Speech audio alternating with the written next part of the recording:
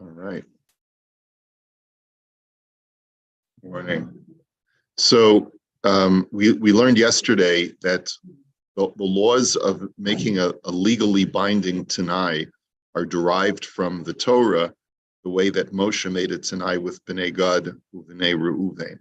And we learned that the only time that you need a Tanai couple, you need a double Tanai, that if A, then B, and if not A, then not B, is only in real estate exchanges, but not in chattel exchanges. Okay, so we're up to the Imrei Yaakov on the B'Ramaschal Ve'asmachta. So this is on page Shin Chaf Hey. Okay, so Kosov Harambam V'zel Lashono. Ketzad, what is the illustration of asmachta? He says, Hamocher bayis lechavero, onasno lo b'matana, al tanai sheyelech imo liyerushalayim biyom ploni. That if a person sells a house or gives a house to his friend as a gift, on the condition that he will accompany him to Jerusalem on such and such a date, v'hechzik zeba bayis me'ata, and the buyer takes possession of the house from that day forward,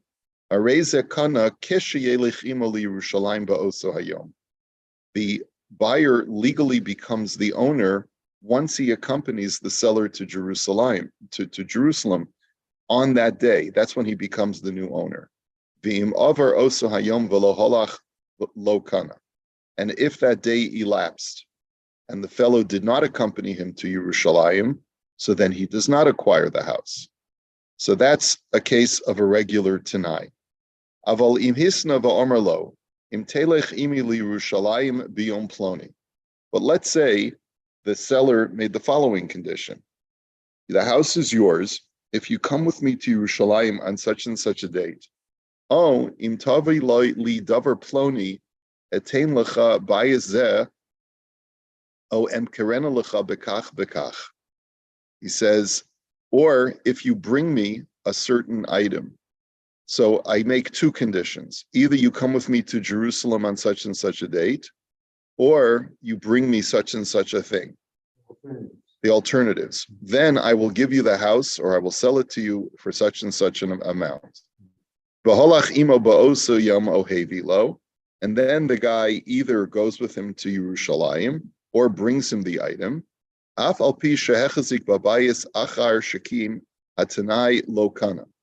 He says, even though the buyer took physical possession of the house after he fulfilled the condition, he does not acquire the house. Now, what's the difference? Shazuhi asmachta, because that's what we call an asmachta. It's not a serious condition, that there was no intent. V'chein kol kayotze bazeh ad kan lashana. So the Rambam just says cryptically that that's not called a proper Tanai. Now the question is why? Like, what's the difference between case one and case two? What's different about case two? He just added a second option.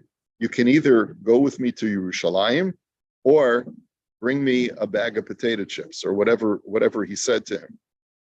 Right? V'nechluku haposkim.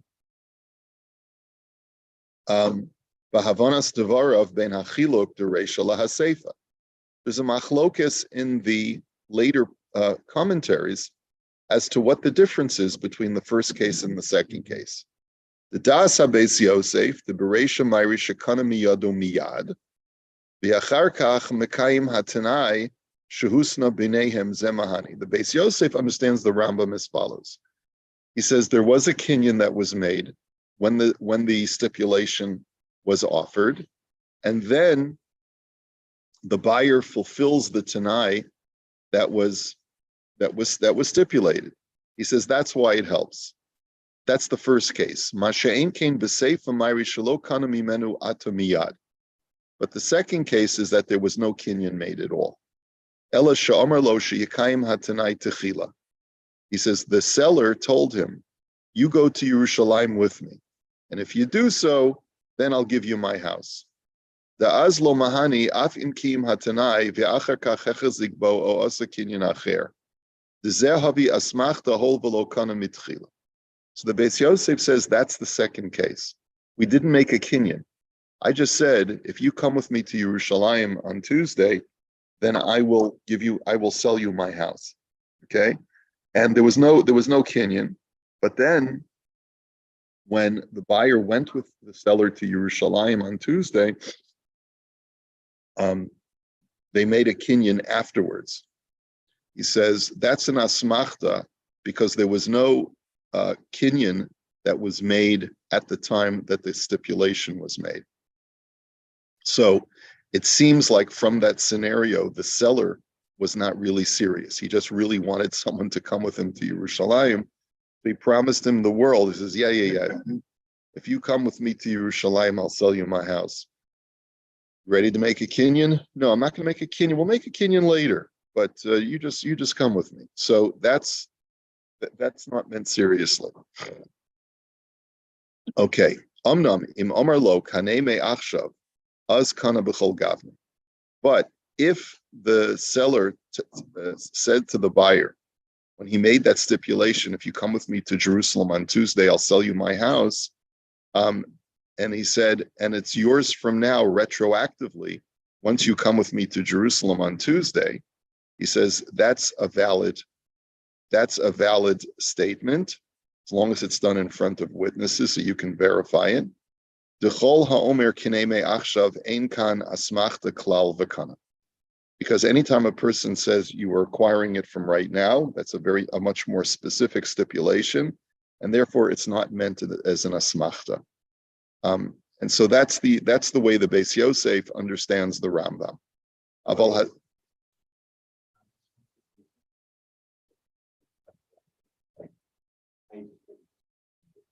Yeah, here it's in front of witnesses because it's not an asmachta.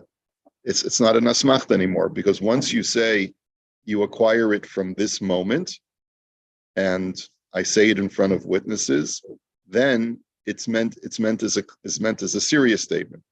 It's not meant as an asmachta. Okay. Yeah, I just collapsed it. Okay. Yeah, you see? Now watch. I'm gonna make him disappear. Oh, hocus pocus. Yeah, that's right. Okay.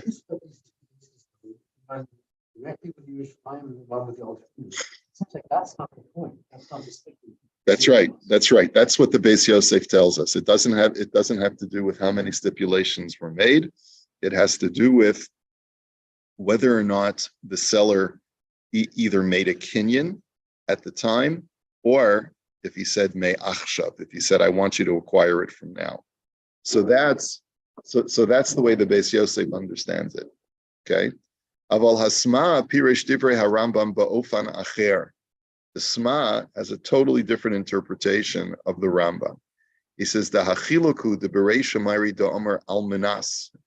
He says if you go back in the language of the Rambam, the first case, which is not an asmachta, he said clearly on the condition, right? Shaloshim ze mora deikar kavanaso hayalakayem hakinyan. So he stipulated a clear conditional statement, and therefore, you know that he is serious about fulfilling his word. Rak hosif bo tanai sharotza sheyikuyam. He says, but he also adds that he wants that condition to be fulfilled. He says, mishum hachi mahani. And that's the reason why it works. Masha'en kain b'seifa mari shamar b'lashon im. Whereas in the second case, he said, if you come with me to Yerushalayim, then I will sell you my house.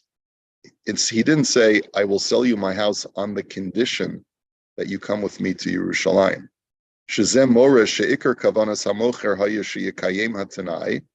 says, what that implies is not that his primary interest is to sell him the house, but rather his primary interest is that he should get a companion to come with him to Yerushalayim.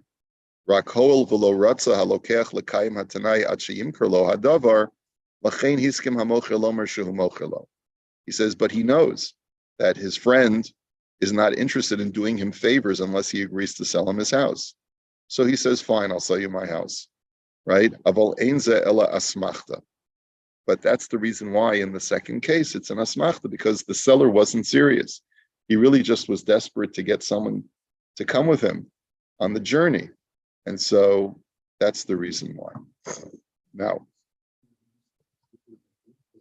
Why having the alternative of the bag of potato chips? it doesn't. More or less. It doesn't. It doesn't. You're right. The Rambam threw that in. He just gave two examples of a conditional statement. Sometimes you find things in something like the Rambam where you think it makes a difference and it doesn't. So the Beis Yosef says that the difference between the first and the second is where the fellow said is where the first case there was a kinyan immediately upon the conditional statement being presented, and in the second case there was not. The Sma says that the difference is the language. If you say al minat, specifically those words on the condition that you come with me to Yerushalayim, I will sell you my house. So then you know he's serious. He says, if you come with me to Yerushalayim, then I'll sell you my house. Then you see clearly that his objective is that he needs someone to do him a favor, and the only way he can get it done is by making this kind of statement, but he doesn't really mean it seriously. But so I would have thought adding I'm not that where you come to Yerushalayim. I must be my house regardless. Okay, I hear you, Paul. I heard you the first time also. Okay. At least I'm consistent with myself. Yeah, okay. All right. V'hanasivas kasav l'chalek bein lashon harehi mechur lecha al tanai demahani uvein lashon emkor o etain delo mahani. The Nasivas has the third interpretation. He said that the difference between case 1 and case 2 is in case 1, he says, if you come with me to Yerushalayim, then my house is sold to you. My house is sold to you.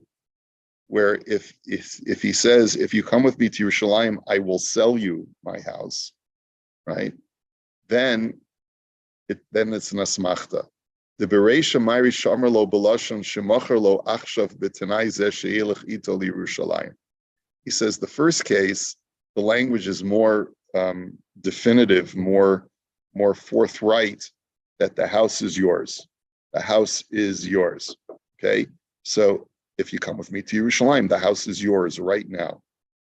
Masha'en kein b'seifa she'amar etain o emkor, but if he says, I will sell it to you, if you come with me to Yerushalayim, shezem or shelo nosein lo achshav, it's almost like I'll take care of it tomorrow.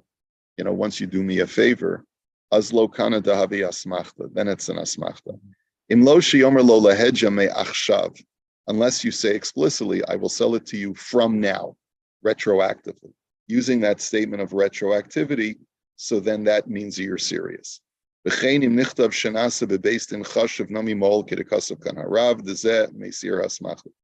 alternatively, like Lloyd said, if you write in the shtar that you're doing it in front of a Beis Din Chashuv, an important Beis Din, so then that also removes the idea of asmachta, removes the possibility that you weren't serious. No. Yes, even if you don't have a Beis Din Chashuv, but you write in the shtar that it is in front of a Beis Din Chashuv, that also removes the asmachta stigma.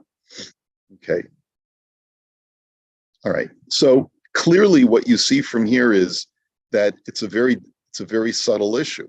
There could be certain verbiage that changes a very straightforward conditional agreement into an asmachta based on the language or based on the statement of the seller to the buyer. It doesn't sound very fair when you first read about it, because you should really say it's all dependent upon what the buyer had in mind when he went with him to Yerushalayim, right?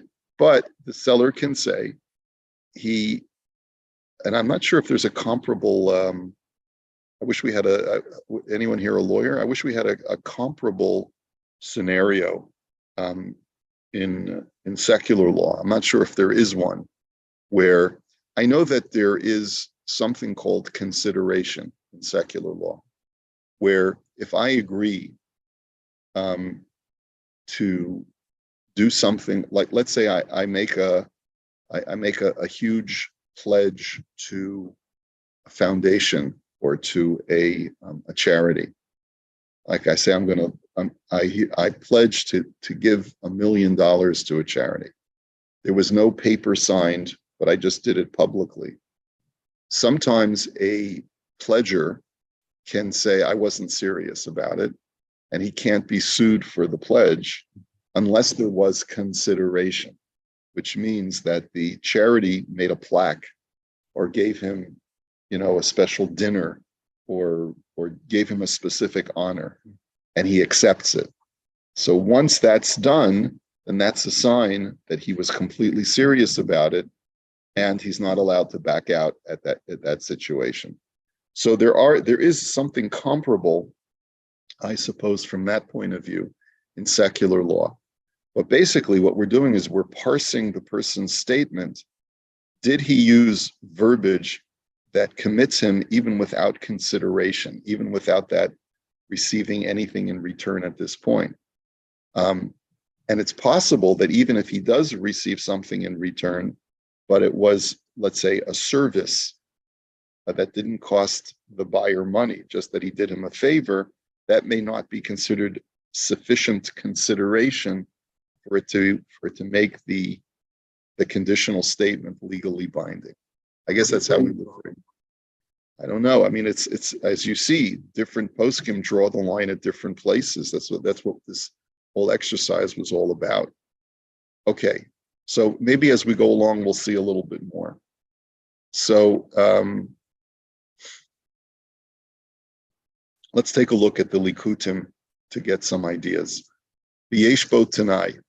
Mishalokach mekach v'husna al menas she'yivi'enu liyom hashuk. V'hamocher heviu acharkach. If, let's say, a person makes an arrangement to purchase a particular product, but the condition was you have to deliver it on the Yom HaShuk, the marketplace day. That's when I need it. Okay, Yom HaShuk was typically Monday or Thursday. The seller ends up delivering it on Friday. So Mishpat el Hamekach, the sale is null and void. In other words, if the stipulation was, like, and I'm sure in your business, it's a big thing. Let's say, I got to get it out to the stores for Christmas, for Black Friday, which is that this Friday, Black Friday? Okay. So I need you to make delivery by Thursday in order for me to get it to the stores by Black Friday. And the guy says, no problem. And he ends up coming Friday afternoon to deliver the goods. So that's a basis for nullifying the sale. The buyer can then refuse delivery because he says, you didn't fulfill the condition. Gam im sibas hadavar shelo hevio biyom hashuk hayamach masonis. And that's true if the reason why the seller couldn't get the goods to him was an onus. Look, there was a snowstorm in Buffalo, and I just couldn't get through the snow. So the buyer can say, look, I sympathize, but that's not my problem. I agreed to pay a certain amount because I could unload it for Black Friday.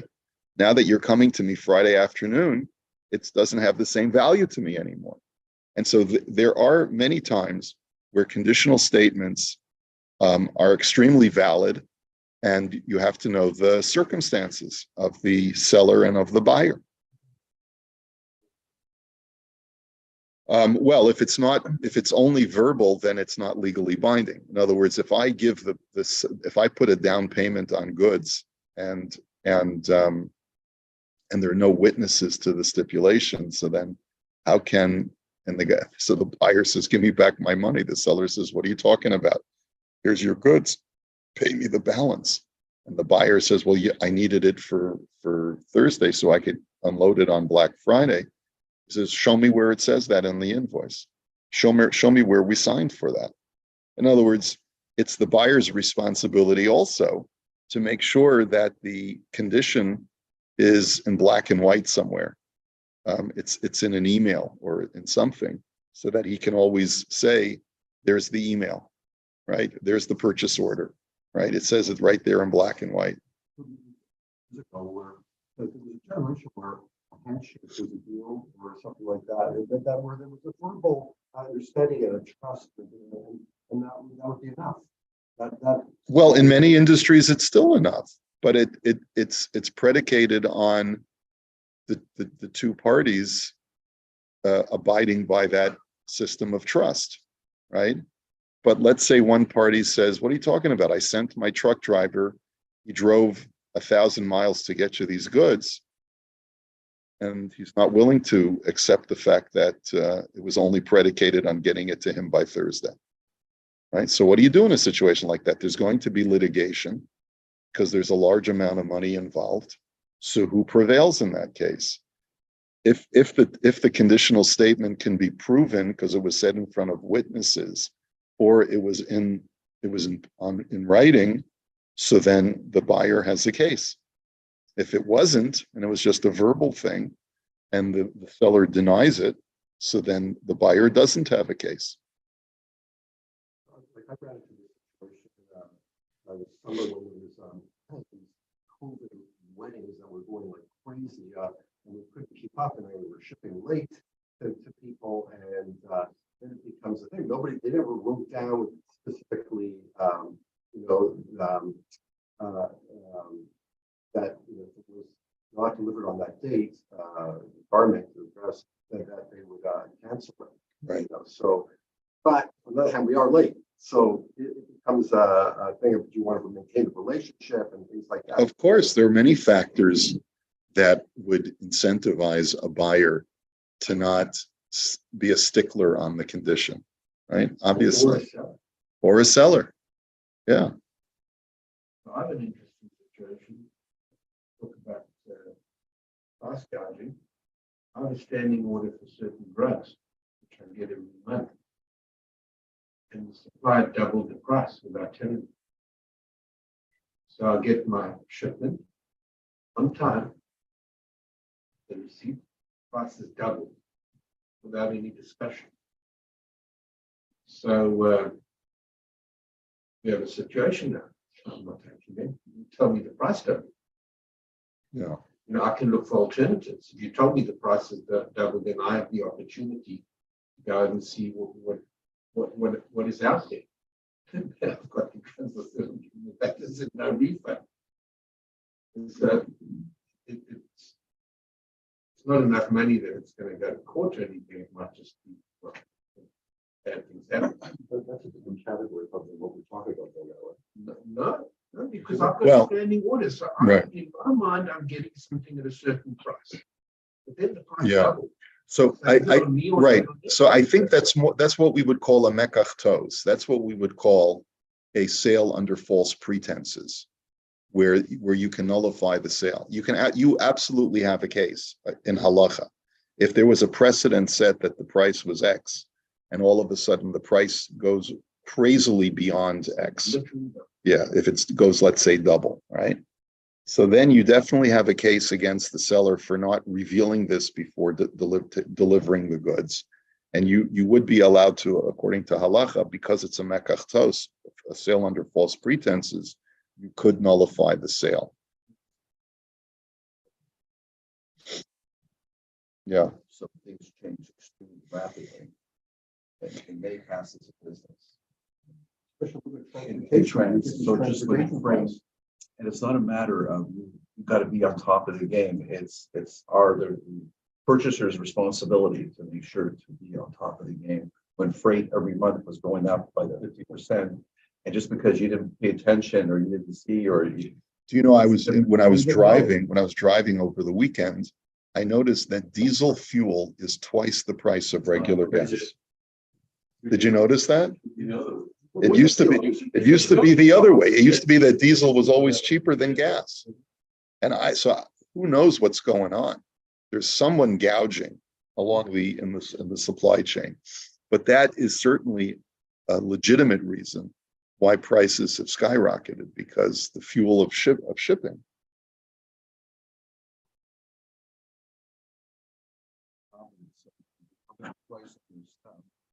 I would say on your end, you issue a purchase order, you with a standing order that comes in all. And it comes every month. I can't worry about, doing every month. I know what I use.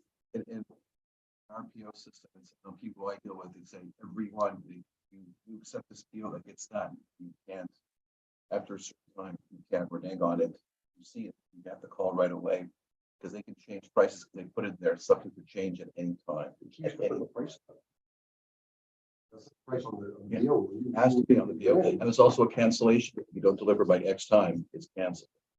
ETA, always. Like, all these things that we're discussing are all today on the purchase order. you Yeah. know, when, how, what, who, where, pricing, like you can't.